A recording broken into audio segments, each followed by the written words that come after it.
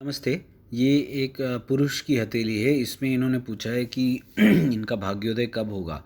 तो आप देख सकते हैं कि यहाँ पर शनि रेखा जो है ये इनका चंद्र पर्वत है। शनि रेखा चंद्र पर्वत से दूर है, मतलब ये यहाँ से जो स्थान है वो कुज का स्थान है। तो कुज के स्थान से ये शनि रेखा ऊपर की तरफ जा रही है। आप देख सकते हैं शनि रेखा इस तरह जाके यहाँ पर आके पूरी मतलब लुप्त हो रही है, थोड़ी सी डल हो रही है। फिर यहाँ से फिर दूसरी रेखा जा रही है, परंतु यहाँ पर जो मेन रेखा है यहाँ पर ऑलमोस्ट समाप्त हो रही है। ठीक है, तो ये एक बात याद रखिए। दूसरा जो है, इस हथेली में शनि रेखा ये कुज रेखा है। ये कुज रेखा है। कुज रेखा में दो ब्रेक्स हैं, आप देख सकते हैं। ये एक टुकड़ा है और ये एक टुकड़ा है। तो यहाँ पर एक ब्रेक है जो साधारणतः लोग देखते नहीं हैं क्योंकि मैंने देखा है बहुत लोग देखते ही नहीं हैं, वो सीधी रेखा ड्रॉ कर देते हैं। ये गलत है, क्योंकि हर टुकड़ा जो है एक कहानी है हर टुकड़े की। तो ये एक टुकड़ा है, यहाँ से यहाँ जा रहा है। दूसरा जो यहाँ पे गैप है, आप देख सकते हैं गैप है, यहाँ पर भी गैप है, तो उसका बहुत अर्थ होता है। तो ये देखना चाहिए। तो यहाँ ये जो टुकड़ा है, इसके आसपास आप अगर देखेंगे तो ये नाड़ी का रेखा देखिए ये नाड़ी का रेखा देखिए आप किस तरह यहाँ पर आकर पूरी जो रेखा है यहाँ पर गाढ़ी हो रही है। गाढ़ी मतलब थिक हो रही है। थिक मतलब जो मंगल कुज का जो प्रभाव शनि रेखा पर गाढ़ा पड़ रहा है, इसका मतलब कुछ ना कुछ संबंध तो जरूर है। और ये तो दिख रहा है कि शनि रेखा जो है मंगल मंगल से संबंध रख रही है। और यहाँ से देखिए ये रिजेस भी कुज रेखा की तरफ ही प्रस्थान कर रहे हैं, अपनी जो दिशा है उसी तरफ दिखा रहे हैं। पर इस एरिया में जो मैंने अभी आपको यहाँ पर दिखाया, इस एरिया में यहाँ पर गाढ़ी होती जा रही है। ये जो एज है ये 32 के आसपास का एज है, 32 प्लस के आसपास का एज है। और यहाँ से जो शनि रेखा का जो डायरेक्शन है वो थोड़ा सा टेढ़ा है, मुश्किलें बहुत है।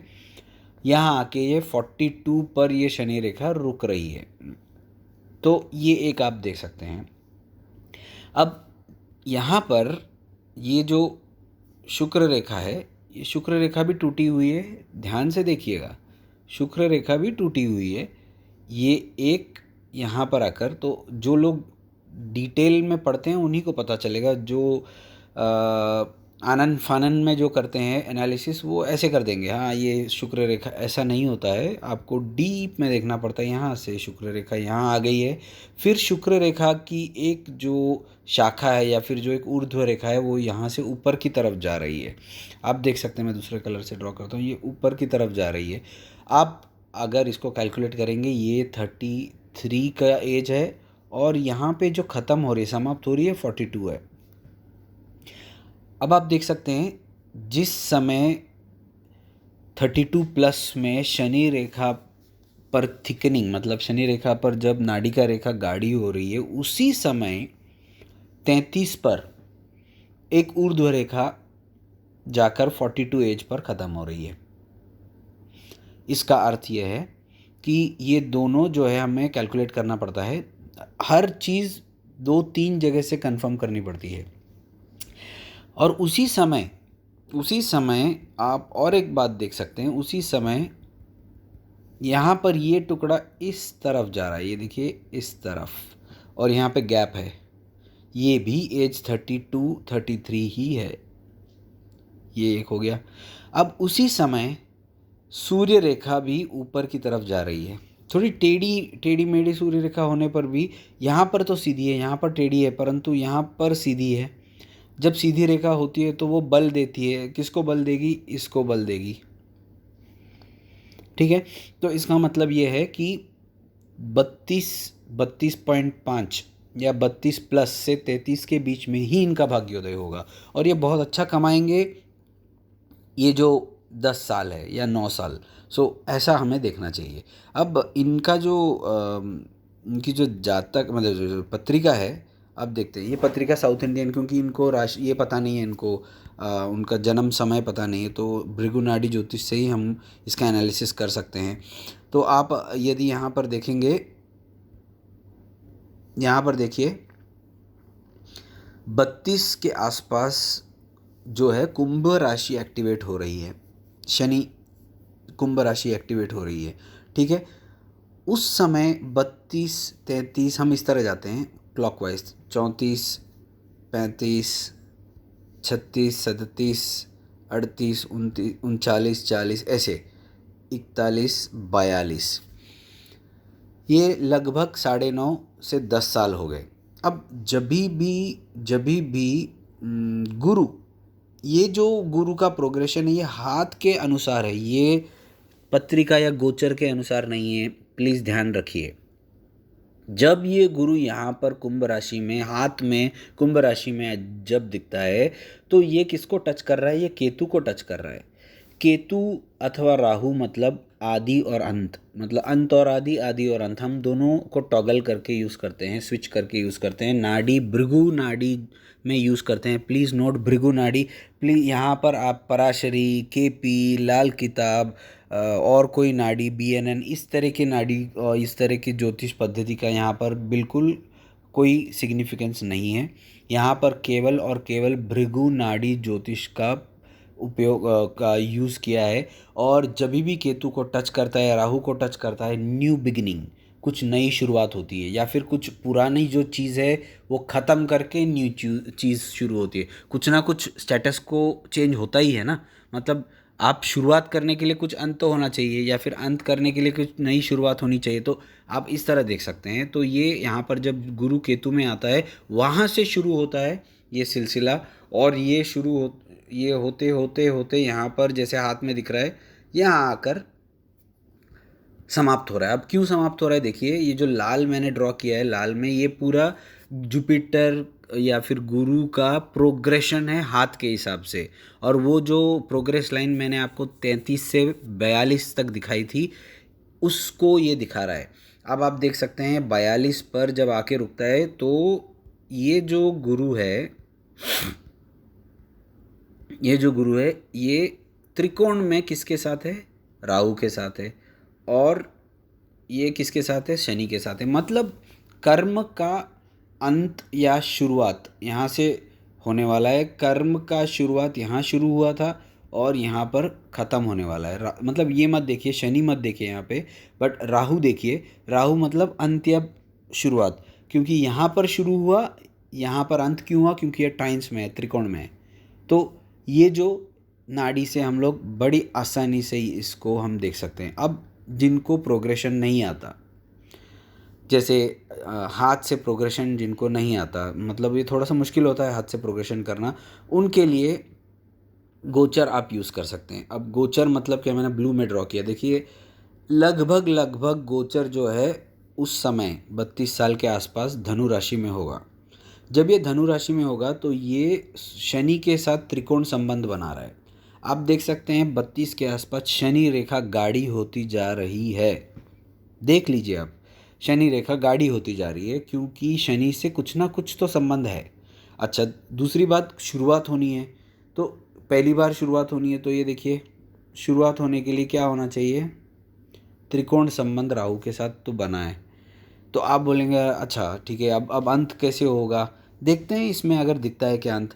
तो अगर ये 32 है, 33 34 35 36 37 38 39 40 41 42, ये अंत होना चाहिए 42 पर। तो आप देखिए यहाँ पर 42 पर क्या हो रहा है, केतु के साथ त्रिकोण में जुपिटर आ गया है। आप यदि गोचर से भी देखते हैं तो भी ये मैच हो रहा है।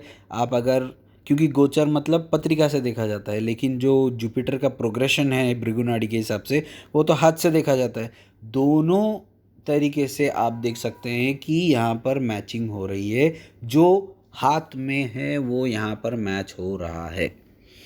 गुरु रेखा थोड़ी सी जो इस पत्रिका में है गड़बड़ है। आप देख सकते हैं गुरु रेखा जो है गुरु रेखा थोड़ी सी मुझे ठीक नहीं लग रही है इनकी।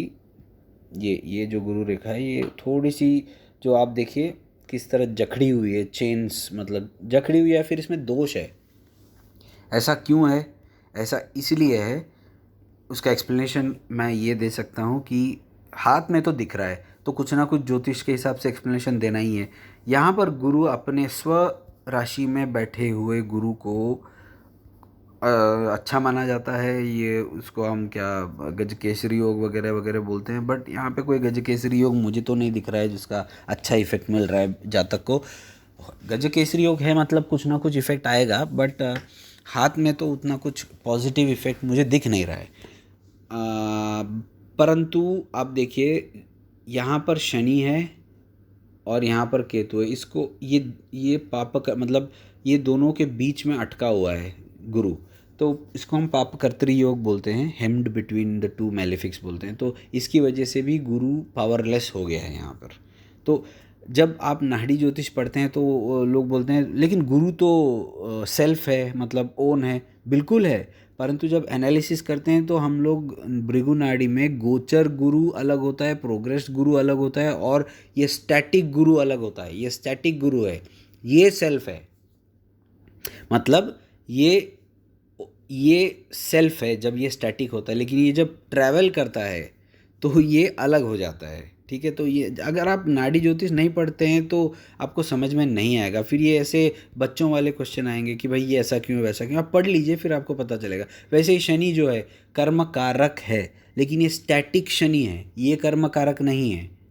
आप समझ गए। जब ये शनि हम गोचर में देखते हैं तो हम उसके जो कर्म या फिर जॉब से संबंधित या फिर जो कुछ ना कुछ अलग उसके जो कारकत्व है वो देखते हैं। जब ये स्टैटिक होता है ये तो नॉर्मल शनि जो आप पराशरी में देखते हैं उसी तरह से देखा जाता है। परंतु जब शनि का प्रोग्रेशन होता है, वैसे जिस तरह मैंने गुरु का प्रोग्रेशन किया है वैसे ही शनि का भी होता है, वैसे ही केतु का प्रोग्रेशन होता है। मैं केवल गुरु, शनि और केतु का प्रोग्रेशन देखता हूँ, मैं राहु को देखता नहीं हूँ। तो ये 3 ग्रहों को ही देखता हूँ क्योंकि हाथ में इनका सबसे अच्छा रिजल्ट मिलता है। जिनको पता है उनको पता है, जिनको नहीं पता है आप देख लीजिए, कभी कभी आप प्रैक्टिस करके आपको पता चल जाएगा। जो नाड़ी ज्योतिष प्रैक्टिस करते हैं या फिर नाड़ी हस्तरेखा प्रैक्टिस, उनको अच्छी तरह पता है मैं क्या बोल रहा हूँ, क्योंकि ये पराशरी से बिल्कुल अलग है। इसका और पराशरी का कोई संबंध नहीं है। लेकिन यहाँ पर आदि और अंत मतलब शुरुआत और अंत, और जो अंत और शुरुआत दोनों को हम लोग राहु केतु से ही देखते हैं नाड़ी ज्योतिष में। और भृगु नाड़ी ज्योतिष में राहु केतु काल मतलब टाइम को दिखाता है। If you want to calculate the time जो होता है उसको केवल और केवल राहु केतु से ही देखा जाता है। गुरु वैसे एक राशि में रफली 1 साल होता है, तो हम लोग प्रोग्रेशन में 1 साल ही देखते हैं, जैसे ही जा रहा है 1 साल। अच्छा, दूसरी बात यहाँ पर कुछ लोग देखेंगे कि क्योंकि मैंने यहाँ पर जो रमन ये यूज़ किया है, बीवी रमन सर का आयानांश यूज़ किया, इसका रीज़न है, उसका रीज़न भी आपको मैं बता देता हूँ क्योंकि फिर कन्फ्यूजन होगा। अब देखिए क्यों रमन यूज़ किया है, इसका भी रीज़न आपको पता होना चाहिए। ये गुरु रेखा है और ये सूर्य रेखा है। एक मिनट, ये गुरु रेखा है और ये सूर्य रेखा है। अगर सूर्य रेखा इस तरह होती, ना टच करती, तो फिर मैं ये वाला जो ये जो सूर्य की पोजीशन है, इसको मैं यहाँ पर कर देता।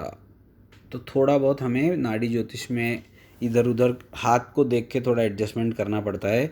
ये आप इसको आप इलॉजिकल कहिए, जो भी कहिए, मुझे उससे कोई फ़र्क नहीं पड़ता, परंतु मैं तो देखता हूँ ऐसे। तो सूर्य 0 पॉइंट समथिंग पे एक्चुअली आप लहीर यूज़ करेंगे तो सूर्य यहाँ पर है। इट्स ओके, एस्ट्रोलॉजी में आप प्रैक्टिस कर सकते हैं, परंतु नाड़ी ज्योतिष में हमको जो हाथ में दिखता है वही हम लोग उसको एक्यूरेट मानेंगे। तो यहाँ पर सूर्य जो है वो इस तरफ चला गया है। इसका रीज़न मैं आपको बताता हूँ। जुपिटर से त्रिकोण संबंध बनाना चाहिए। अगर सूर्य यहाँ होता तो ये जुपिटर से कोई संबंध नहीं बनाता, तो ये कोई फ़ायदा ही नहीं है हाथ देके, तो पूरा गलत हो जाएगा, प्रेडिक्शन गलत हो जाएगा। तो ये जो चार्ट है इसको हम पाम चार्ट कहेंगे, इसको हम नाड़ी पाम चार्ट कहेंगे। इसको पाम चार्ट और जो नॉर्मल चार्ट है कभी कभी अलग हो सकता है, क्योंकि हमें ये छोटी छोटी चीज़ों को यहाँ पर इनकॉर्पोरेट करना पड़ता है, ऐड करना पड़ता है। तो ये था एक छोटा सा वीडियो जिससे आपको थोड़ा सा आइडिया मिलेगा। धन्यवाद।